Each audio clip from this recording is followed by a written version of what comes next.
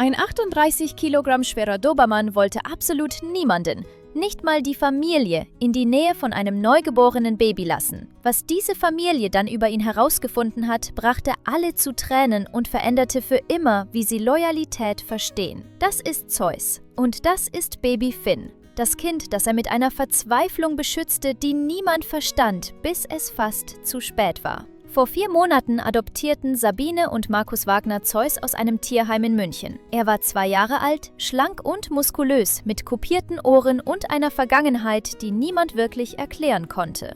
In seiner Akte stand nur: extrem loyal, braucht erfahrenen Besitzer, vorheriges Zuhause unbekannt. Markus, ein ehemaliger Diensthundeführer, fühlte sich sicher. Dobermänner werden missverstanden, sagte er zu Sabine. Die sind schützend, ja, aber auch unglaublich intelligent. Mit dem Baby wird das schon klappen.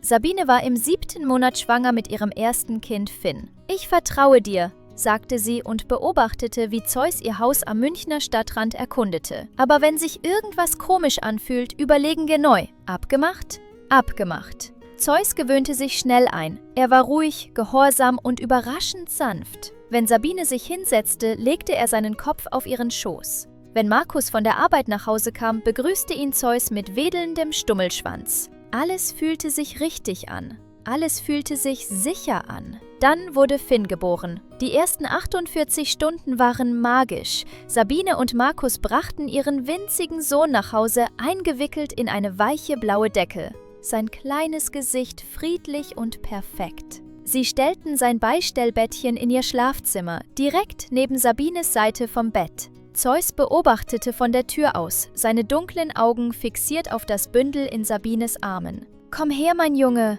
rief Markus leise. »Komm, lern Finn kennen.« Zeus kam langsam näher, sein Körper angespannt. Er schnüffelte an der Luft um Finn herum, seine Ohren nach vorne gerichtet, sein ganzer Körper in Alarmbereitschaft. Dann tat er etwas Merkwürdiges. Er positionierte sich zwischen dem Bettchen und der Schlafzimmertür und legte sich hin, nicht entspannt, starr, wie ein Soldat im Dienst. »Das ist süß«, flüsterte Sabine. »Er beschützt ihn schon.« Aber am 3. Tag wurde aus beschützend etwas völlig anderes. Sabines Mutter Ingrid kam an diesem Morgen vorbei, um mit dem Baby zu helfen. Sie ging ins Schlafzimmer, die Arme ausgestreckt, bereit, ihren ersten Enkel zu halten. »Oh, lass mich ihn sehen«, sagte sie und griff nach dem Bettchen. Zeus stand sofort auf. Seine Lefzen zogen sich zurück und entblößten scharfe, weiße Zähne. Ein tiefes, kehliges Knurren kam aus seiner Brust. Ingrid erstarrte. Was ist mit ihm los?« Sabine eilte herbei. »Zeus, nein! Platz!« Aber Zeus bewegte sich nicht. Seine Augen blieben auf Ingrid gerichtet. Sein Körper blockierte das Bettchen komplett. Markus packte Zeus am Halsband und zog ihn aus dem Zimmer. »Keine Ahnung, was das gerade war«, sagte er mit angespannter Stimme. »Sowas hat er noch nie gemacht.« Aber es war kein einmaliges Ding. Es wurde zum Muster. Als Markus' Bruder zu Besuch kam, knurrte Zeus. Als ihre Nachbarin mit einem Geschenk vorbeikam, positionierte sich Zeus vor Finn und bewegte sich nicht. Sogar als Sabines beste Freundin, die Zeus schon mehrmals getroffen hatte, versuchte, das Baby anzugucken, blockierte Zeus ihren Weg mit seinem ganzen Körper. »Das läuft hier komplett aus dem Ruder«, sagte Sabine am 5. Tag, erschöpft und überfordert. »Niemand kann an Finn ran, nicht mal die Familie. Was, wenn er ausrastet? Was, wenn er jemanden verletzt?« Markus saß auf der Couch, den Kopf in den Händen. »Ich check's nicht. Er ist von Natur aus nicht aggressiv. Irgendwas triggert das. Also Leute, wenn ihr immer noch hier seid, aber noch nicht abonniert habt, macht mich das ehrlich gesagt ein bisschen traurig, weil ihr echt sehen müsst, was als nächstes passiert.« Sie beschlossen, einen Profi zu rufen. Dr. Katharina Bauer, eine Verhaltenstierärztin, kam am nächsten Nachmittag vorbei. Sie beobachtete Zeus genau, schaute, wie er sich bewegte, wie er auf Kommandos reagierte, wie sich seine Körpersprache veränderte, sobald jemand sich Finn näherte. »Das ist keine Aggression«, sagte Dr. Bauer nach 20 Minuten. »Das ist Angst. Extreme Angst.« »Angst?«, wiederholte Sabine. »Wovor?« Dr. Bauer kniete sich neben Zeus, ihre Stimme ruhig. Hunde, besonders Dobermänner, sind unglaublich feinfühlig. Die können Dinge wahrnehmen, die wir nicht können. Herzfrequenz, Atemmuster, chemische Veränderungen in der Luft. Sie sah Sabine direkt an. War Finn in letzter Zeit beim Kinderarzt? Neugeborenen-Screening war okay, sagte Sabine. Alles war in Ordnung. Wann ist sein nächster Termin? Erst in einer Woche. Warum? Dr. Bauer stand auf. Ernst. Rufen Sie ihn an. Heute noch. Zeus zeigt ein Schutzverhalten, das über das Normale hinausgeht. Ich habe das schon mal erlebt. Manchmal erkennen Hunde medizinische Probleme, bevor wir es tun. Sabines Herz sank. Sie denken, mit Finn stimmt was nicht? Zeus denkt das. Und ich habe gelernt, das nicht zu ignorieren.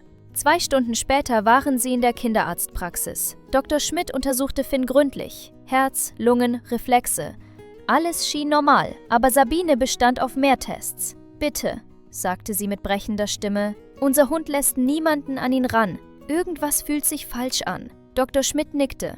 Machen wir ein komplettes Blutbild, nur zur Sicherheit. Die Ergebnisse kamen 3 Stunden später. Dr. Schmidts Gesicht war ernst, als sie in ihr Büro bat. Finn hat eine schwere Infektion. Seine weißen Blutkörperchen sind gefährlich erhöht. Wenn wir das nicht in den nächsten 24 Stunden erwischt hätten... Sabines Hände flogen zu ihrem Mund. Markus' Augen füllten sich mit Tränen. Neugeborene zeigen nicht immer Symptome, erklärte Dr. Schmidt sanft.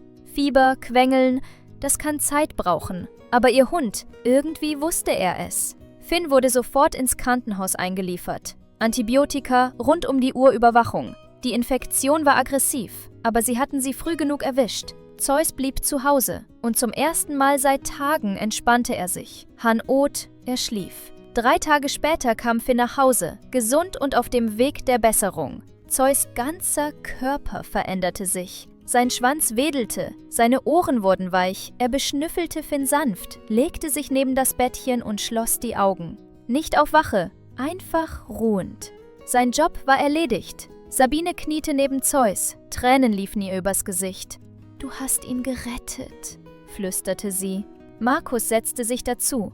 »Wir hätten dich fast aufgegeben. Es tut mir so leid.« 6 Monate später geht es Finn prächtig. Seine Lieblingssache? Zeus an den Ohren ziehen, während der Dobermann geduldig über den Jungen wacht, den er nicht aufgegeben hat. Denn manchmal sieht die beschützendste Liebe aus wie Aggression. Und manchmal ist der größte Akt der Loyalität, sich zu weigern, dass jemand ignoriert, was du als falsch erkennst. Auch wenn ein Hund ausflippt, sehen wir nur das Verhalten oder fragen wir uns warum.